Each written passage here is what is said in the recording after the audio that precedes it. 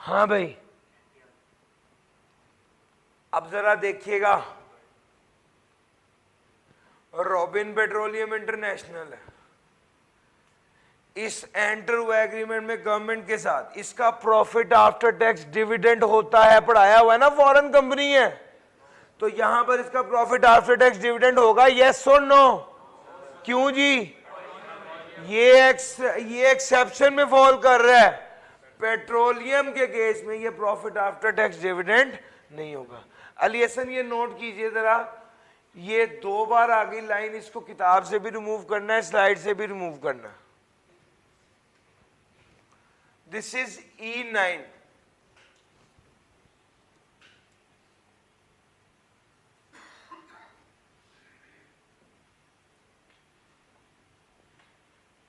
मैंने पढ़ा दिया है, बस ये एक बार ये नोट कर लें तो मैं आगे चलूं।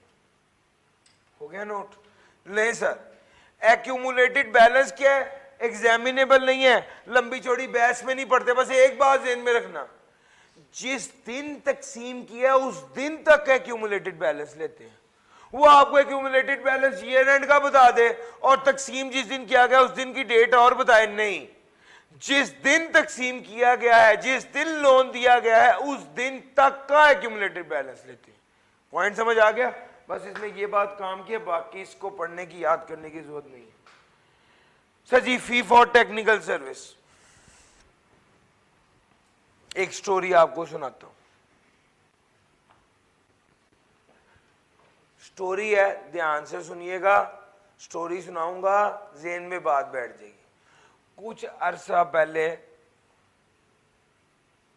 मैंने बिजनेस किया है एम्ब्रॉयडरी का।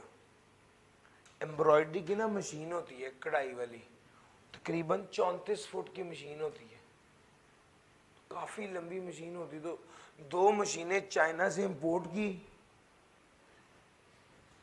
और वो एट ए टाइम 6 सूटों को कढ़ाई करती है। तो 2 मशीनें चाइना से इंपोर्ट की थी। मैंने 2014-15 में ये बिजनेस किया। उस वक्त मशीन 30 लाख रुपए की थी एक, आज वो मशीन तकरीबन 75 लाख रुपए की है। तो मशीन इंपोर्ट कर ली, मशीन आ गई और मशीन पर बिजनेस शुरू कर दी। अब जरा देखिए,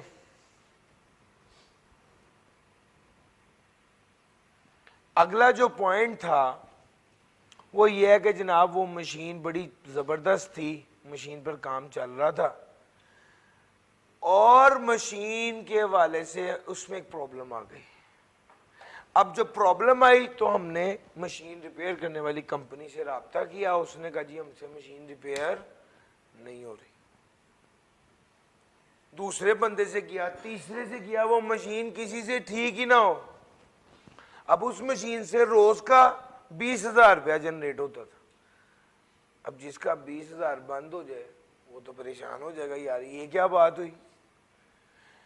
जनाब उसने कहा जी इस मशीन को ठीक करने के लिए ना आपको इसी ओरिजिनल कंपनी के इंजीनियर के पास जाना पड़ेगा। पर रब्ता किया, पता चला वो बंदा चाइना से मंगवाया जा सकता है।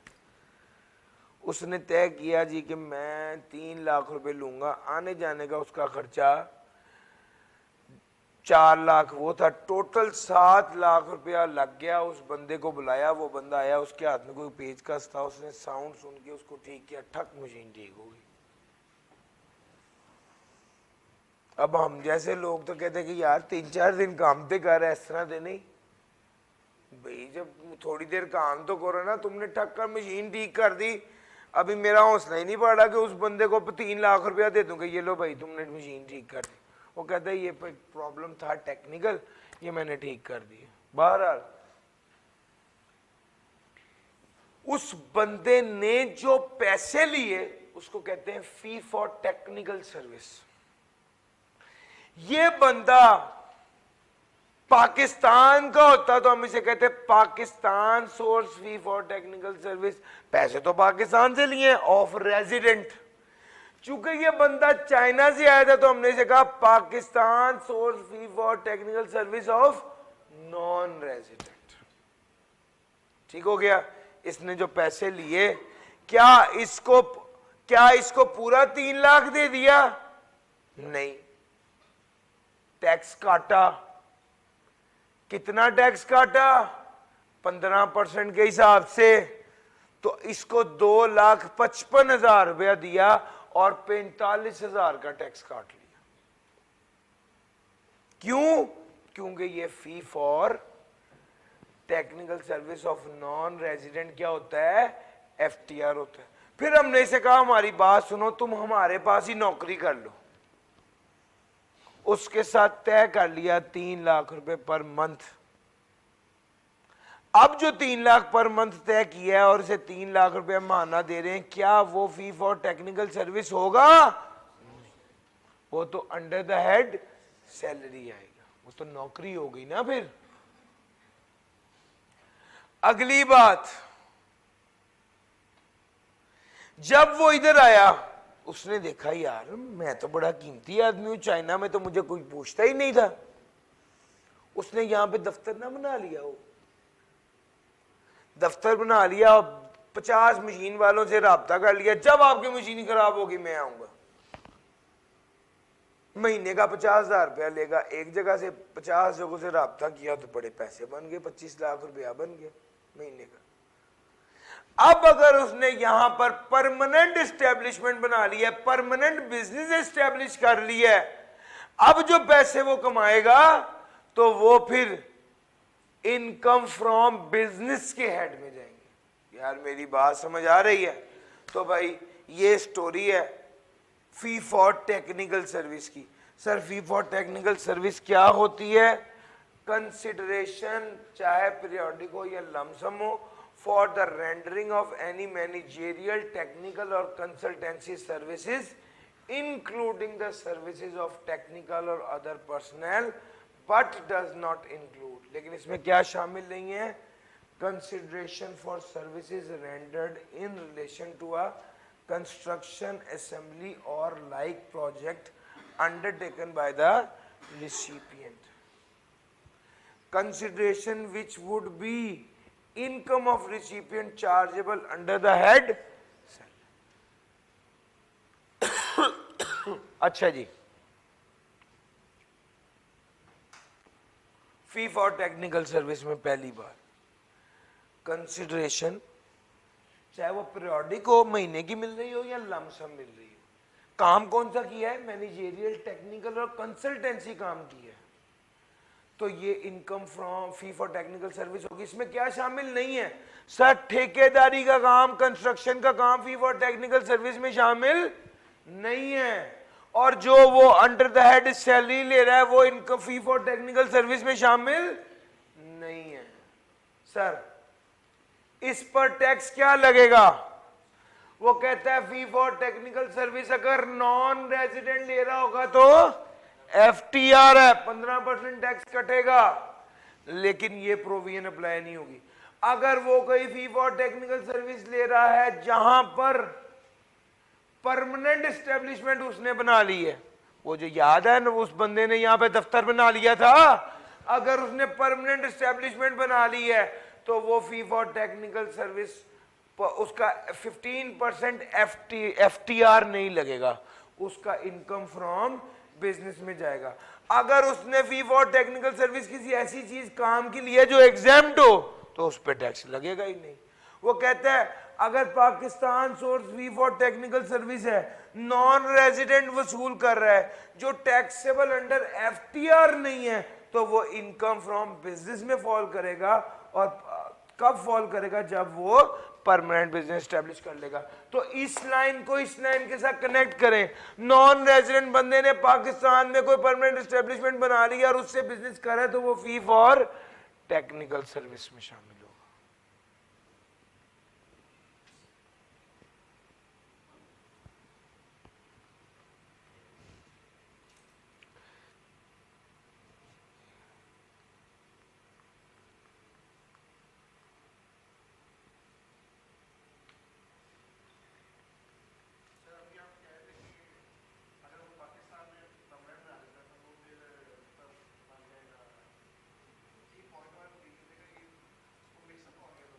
दोस्त मैं बताता हूं आप कौन से पॉइंट की बात कर रहे हो। अगर उसने बिजनेस इस्टेब्लिश कर लिया यहां पर, तो वो एफटीआर नहीं है, एनटीआर है। और अगर एनटीआर होगा तो किस साइड में फॉल करेगा? इनकम फ्रॉम बिजनेस में फॉल करेगा। ऊपर वो कह रहा, अच्छा अब ऊपर पहली लाइन उसने कहा अगर नॉन रेजिडेंट बंदा फी फॉर टेक्निकल सर्विस लेगा तो वो एफटीआर होगी 15% पर। ये प्रोविजन अप्लाई नहीं होगी। एक्सेप्शन क्या है? पॉइंट नंबर 1, नॉन रेजिडेंट बंदा अगर फी फॉर टेक्निकल सर्विस दे रहा है यहां पर बिजनेस एस्टेब्लिश करके, तो वो एफटीआर नहीं होगी। एफटीआर नहीं होगी तो क्या होगा? एनटीआर होगा। एनटीआर होगा तो किस साइड में जाएगा? इनकम फ्रॉम बिजनेस में जाएगा। क्लियर होगी बात जी? यहां 15% एफटीआर नहीं लगेगा अगर वो काम ही एग्जेम्प्ट था तो। अगर वो काम ही एग्जेम्प्ट, 15% फिक्स है। यस, फाइनल टैक्स रिजीम के तहत फिक्स टैक्स लगता है 15%।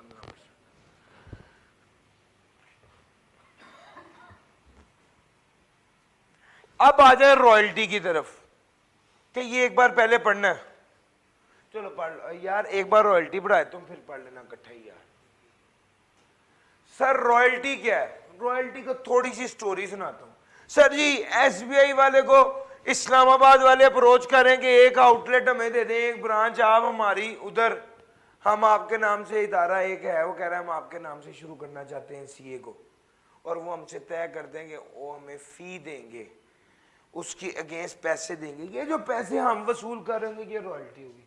मैंने किताब छापी और किताब छाप के पब्लिशर को दे दी है कि तुम किताबें लिख के, किताब पब्लिशर को दे दी कि तुम किताबें छापते रहो, और हर किताब के अगेंस्ट मुझे कुछ पैसे मिलते हैं। सर ये क्या है? ये भी रॉयल्टी। अच्छा एक कुक है, उसने कोई नई डिश बनाई है बड़ी जबरदस्त, केएफसी के पास गया है, जाके कहता है भाई आप लोग बेचो, हर एक डील के पीछे मुझे 50 रुपए दे दो। अब वो डीलें बिकती जा रही हैं, हर डील के पीछे उसे 50 रुपए मिल रहे। ये क्या है?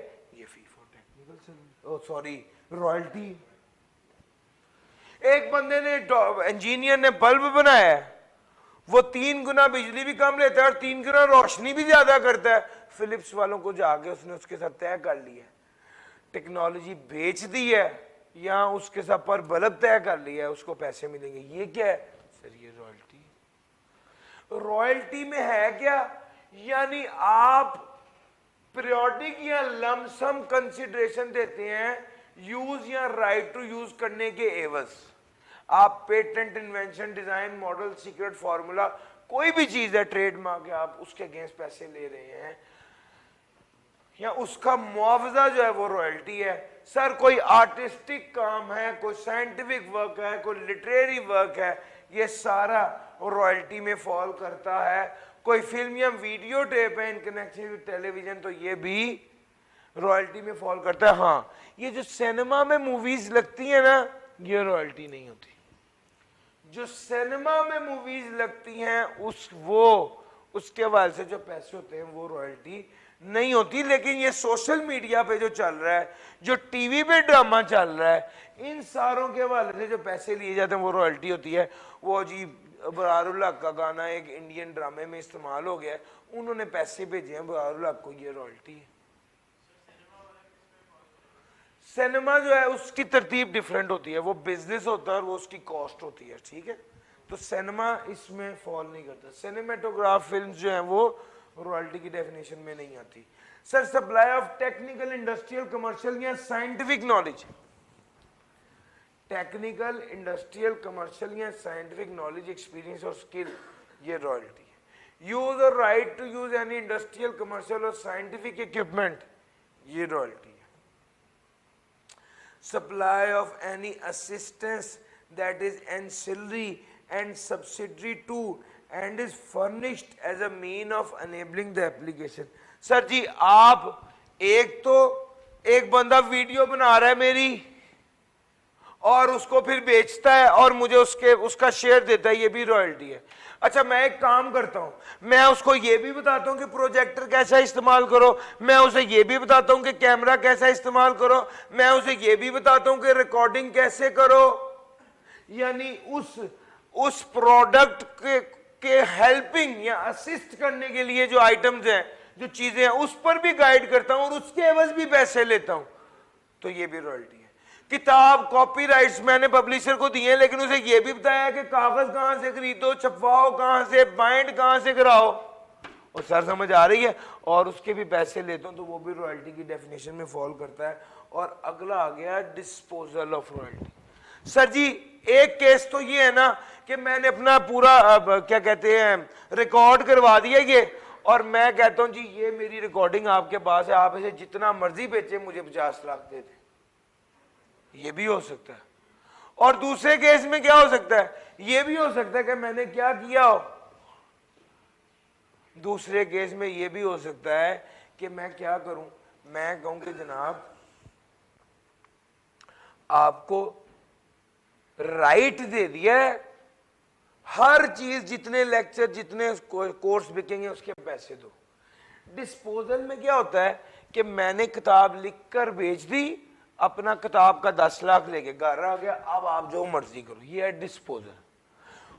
और दूसरे नंबर पे क्या ऑप्शन होती है कि जितनी किताबें बिकेंगी उतने मुझे पैसे मिलेंगे। यार मेरी बात समझ आ रही है, डिस्पोजल के अगेंस्ट जो पैसे मिले वो भी रॉयल्टी है, और अगर अलहदा पर बुक पैसे मिल रहे हैं बिकने पर, वो भी रॉयल्टी है। सर रॉयल्टी में ये सब आएगा। अब आप गौर करो इस स्लाइड में, जहां जहां फी फॉर टेक्निकल सर्विस है वहां वहां साथ साथ क्या लिखा हुआ है, रॉयल्टी भी लिखा हुआ है। तो ये सारी बातें जो मैंने इसकी बताई थी टेक्निकल सर्विस की, इस पे रॉयल्टी भी अप्लाई होता है। लो सर अगर ये वाली बात कर ली, एक बार पढ़ लीजिए, 5 मिनट आपके पास है, फी फॉर टेक्निकल सर्विस भी पढ़ना है, रॉयल्टी भी पढ़ना है, इसका टैक्स ट्रीटमेंट भी पढ़ना है, 5 मिनट आपके पास है, इसके बाद आगे चलेंगे। अच्छा जी आगे चलते हैं भैया। सर मिनिमम टैक्स रिजीम की बात तो मैं अभी नहीं करूंगा, लेकिन वुमेन एंटरप्राइज की बात मैं अभी जरूर करूंगा। वुमेन एंटरप्राइज क्या होता है? सर वो एंटरप्राइज, वो इदारा जिसकी मलकियत 100% औरतों के पास हो। अगर वो इदारा सोल प्रोप्राइटरशिप है तो उसकी मालिकन औरत हो। अगर वो इदारा पार्टनरशिप है तो उसकी सारी पार्टनर खवातीन हो। अगर वो इदारा कंपनी है तो उसकी 100% शेयर होल्डिंग औरतों के पास हो। इसको कहते हैं वुमेन एंटरप्राइज। ये वुमेन एंटरप्राइज से क्या होता है? सर टैक्स कम होता है। कितना? 25%। किसका 25%? टैक्स लायबिलिटी का 25% कम हो जाता है। तो क्या करना चाहिए? जितने भी शोहर हजरात हैं वो फौरन अपनी बीवियों के नाम सारे एसेट ट्रांसफर करें ताकि टैक्स बच जाए। यस और नो? इस पर टैक्स वालों ने कहा हरगिज ऐसा नहीं करना, नया इदारा बनाओ, नया इदारा बनाओ। पुराना ऑलरेडी इन एग्जिस्टेंस वाले इदारे को स्प्लिट अप या रिकॉन्स्टिट्यूट करेंगे तो उस पर ये वाला रूल अप्लाई नहीं होगा। This benefit will not be available to business that is formed by the transfer और रिकॉन्स्टिट्यूशन और splitting up of an existing business. Sir ji समझ गए? जल्दी से इसको एक बार पढ़ें, 2 मिनट आपके पास।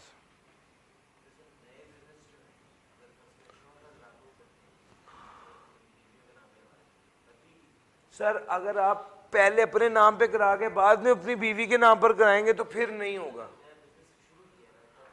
वो तो किया ही औरतों ने ना, फिर चोर रात तो साइड पे हो गए ना जब मलकियत। नहीं असल में तो वो ये कहा जाएगा कि उसका मालिक औरत है। ठीक है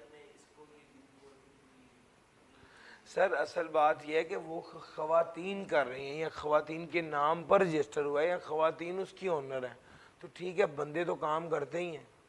वैसे भी जो बंदे काम कर रहे हैं वो भी मुलाजमत ही कर रहे हैं उसके अलावा भी।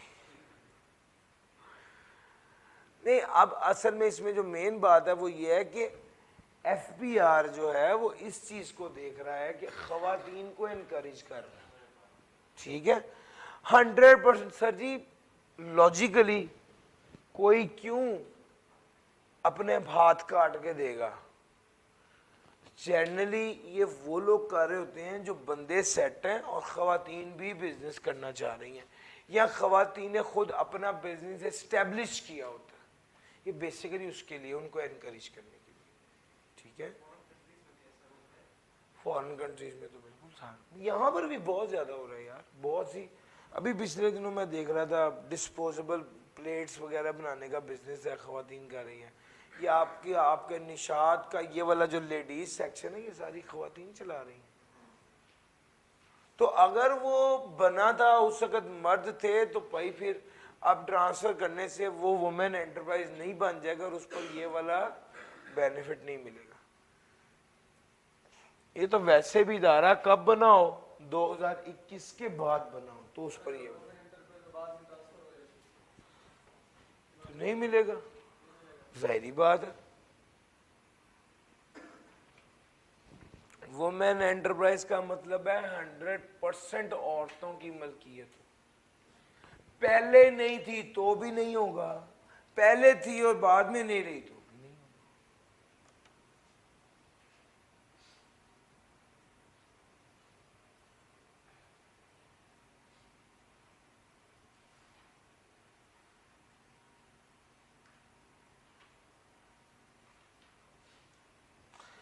अच्छा जनाब, जरा यूनिट, अगले यूनिट पर जरा पढ़ लीजिए जल्दी, 2 मिनट में इसको पढ़े, फिर उसके बाद आगे बताता हूं। नहीं सर जी, फेयर मार्केट वैल्यू, मैं आपके यूनिट 10 पे चला गया हूं। पहला जो था एरिया वो मैंने जानकर छोड़ा है, क्योंकि वो लेंथी है, वो मैं कल कराऊंगा। छोटी छोटी बातें आपसे कर लेता हूं। Sir ji, what is fair market value? वो वैल्यू जिस पर मार्केट में चीज बिक जाए वो फेयर मार्केट वैल्यू। वो वैल्यू जिस पर मार्केट में चीज बिक जाए वो फेयर मार्केट वैल्यू। तो fair market value any property और रेंट और एसेट, सर्विस, बेनिफिट और perquisite at a particular time shall be the price which would ordinarily fetch on sale in an open market at that time. fair market value क्या होगी?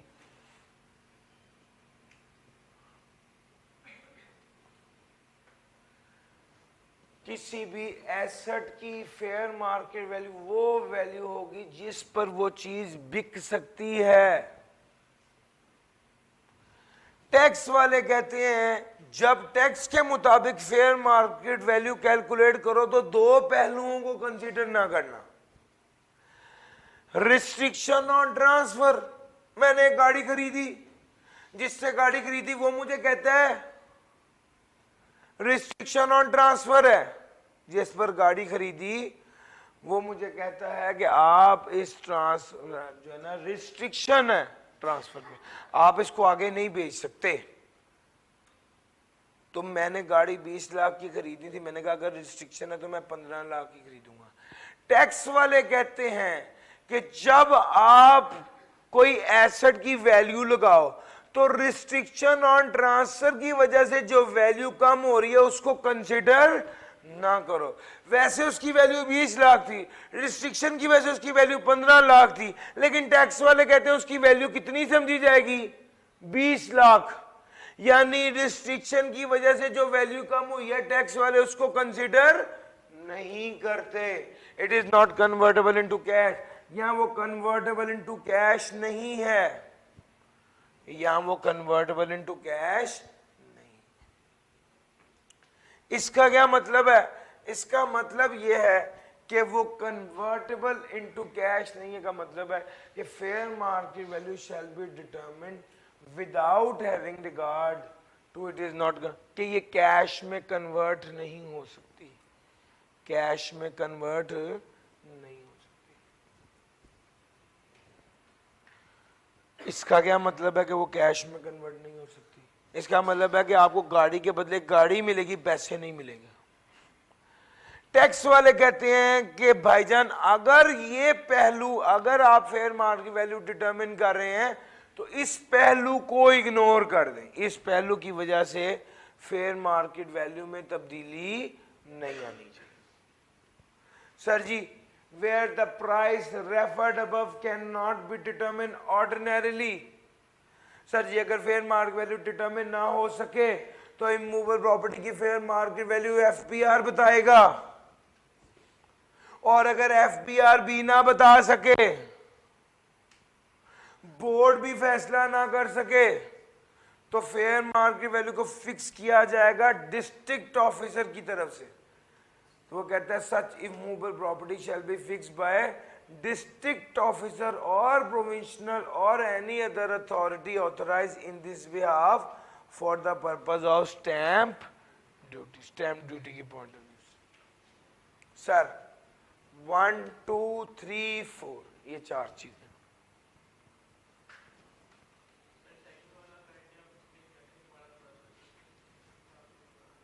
Sir जी मैंने गाड़ी खरीदी और गाड़ी के बारे में कहा गया कि ये गाड़ी आप बेच नहीं सकते आगे, तो ये रिस्ट्रिक्शन ऑन ट्रांसफर है। अगर गाड़ी ना बेचने की वजह से कि गाड़ी अब मजीद आगे नहीं बिक सकती, उसकी मार्केट वैल्यू 5 लाख कम हो गई है, तो टैक्स वाले कहते हैं हम इस फैक्टर को कंसीडर नहीं करेंगे और हम उसकी वैल्यू 5 लाख कम तस्वुर नहीं करेंगे बल्कि एक्चुअली करेंगे। नहीं समझ आ रही? वो 20 लाख की समझी जाएगी। इसी तरह ही अगर वो कहते हैं कि गाड़ी कैश के एवज नहीं बिकेगी, गाड़ी के बदले गाड़ी मिलेगी, तो मैं जो गाड़ी खरीदने गया था मैंने कहा था ये गाड़ी मैं 20 लाख की खरीदूंगा, उसने कहा हाँ खरीद लो लेकिन गाड़ी के बदले गाड़ी मिलेगी, इस गाड़ी के बदले बाद में कैश नहीं मिलेगा। मैंने कहा अब मैं ये 15 की खरीदूंगा। टैक्स वाले कहते हैं कि फेयर मार्केट वैल्यू 15 लाख नहीं होगी 20 लाख होगी, और ये पहलू की गाड़ी कन्वर्टेबल इनटू कैश नहीं है, इसको कंसीडर नहीं किया जाएगा जब फेयर मार्केट वैल्यू डिटरमिन कर रहे होंगे। यार मेरी पॉइंट भी कर गए हो? No sir, fair market value आ गई।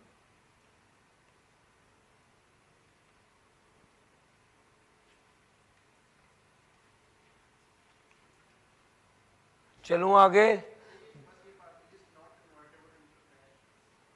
सर कैश में कन्वर्टेबल नहीं होते, बाज़ औक़ात शेयर्स कन्वर्टेबल इनटू कैश नहीं होते, शेयर्स के बदले डिबेंचर्स मिलते हैं, तो ऐसा भी हो सकता है, तो उसकी वजह से उसकी वैल्यू कम ज़्यादा होती है। या कुछ ऐसे शेयर्स होते हैं जिनके बदले प्रेफरेंस शेयर्स के बदले ऑर्डिनरी शेयर्स मिल जाते हैं, कैश नहीं मिलता। तो हम उसकी जब वैल्यू डिटरमिन करेंगे तो उसके इस पहलू की वजह से उसकी वैल्यू को कम या ज्यादा नहीं करेंगे कि वो कन्वर्टेबल इनटू कैश नहीं है। अगर बोर्ड वैल्यू डिटरमिन करेगा इमूवेबल प्रॉपर्टी की, अगर बोर्ड भी ना कर सका तो कौन करेगा? डिस्ट्रिक्ट ऑफिसर करेगा। स्टाम्प पेपर पे जो वैल्यू लिखी जाती है उस वैल्यू के लिए जो डिस्ट्रिक्ट ऑफिसर है वो वाली वैल्यू डिटरमिन की जाएगी, जो डिस्ट्रिक्ट ऑफिसर है वो वाली वैल्यू डिटरमिन करेगा। देखना भाई हो गया काम। एक बात जल्दी से ये रीड कर लो।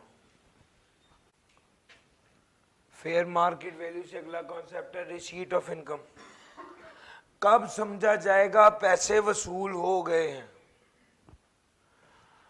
कब समझा जाएगा मैंने एसबीआई से सैलरी वसूल कर ली है टैक्स पॉइंट ऑफ व्यू से? जिस वक्त मैं जाऊंगा और एक्चुअल में सैलरी वसूल करूंगा, जिस वक्त अप्लाइड ऑन बिहाफ या at the instruction of the person, जिस वक्त मेरे कहने पर सैलरी मेरे भाई को दे दी जाएगी, समझा जाएगा मैंने सैलरी वसूल कर ली। Made available to the person, जिस वक्त वो पर्सन को अवेलेबल कर दी गई। 1 2 3। सर जब मैं खुद जाके सैलरी ले आया, जब मेरे कहने पर मेरे भाई को दे दी, जब मुझे फोन कर कह दिया सर आपका सैलरी का चेक आ गया आगे ले लो, समझा जाएगा मैंने सैलरी वसूल कर ली। हाँ अगली बात और है, और वो बात यह है कि अगर मुझे 1 लाख रुपए सैलरी मिलती है एसबीआई से, 10,000 कटने के बाद 90,000 रुपए मैं वसूल करता हूं, 90,000 रुपए का चेक मैं वसूल करता हूं, सैलरी 1 लाख रुपए मिलती है, 90,000 का चेक मैं वसूल करता हूं, क्या समझा जाएगा मैंने कितने पैसे वसूल किए, 90,000 या 1,00,000? सर जी वो कहता है अगर अप्लाइड ऑन बिहाफ और अंडर एनी लॉ हो, इनकम टैक्स ऑर्डिनेंस के तहत पैसे कट कर मुझे मिले हैं, तो ये जो टैक्स के कानून के तहत पैसे कटे हैं समझा जाएगा ये मैंने वसूल किए हैं। जो कानून के तहत पैसे कटे हैं समझा जाएगा मैंने वसूल किए हैं। Sir this is receipt of income. Sir ji E12 ये नोट कर लीजिए, ये आपकी होम असाइनमेंट है। E12 जो है नोट कर लीजिए, आपकी होम असाइनमेंट है। इंशाल्लाह बाकी कल कर रहे होंगे, आज के लिए इतना ही था। होम असाइनमेंट कॉपी पे करके आइएगा, मैं चेक करूंगा कल। आज के लिए इतना ही था। थैंक यू जी, अल्लाह हाफिज़।